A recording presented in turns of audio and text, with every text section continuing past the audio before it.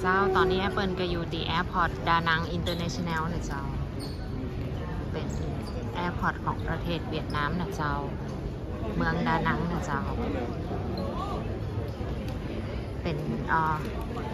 แอร์พอร์ตเล็กๆนะเจ้านี่ก็จะเป็นดิวตี้ฟรีนะเจ้า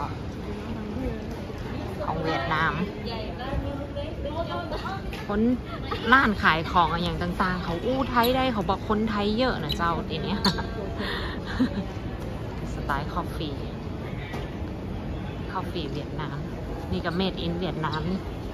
ผลิตที่เวียดนาม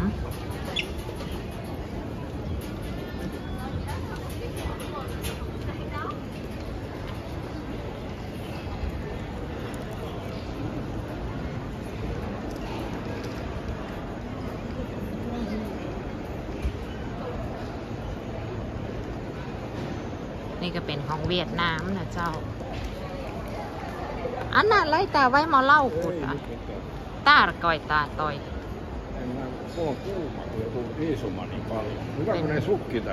เวียดนามกิฟต์ช็อปนะเจ้า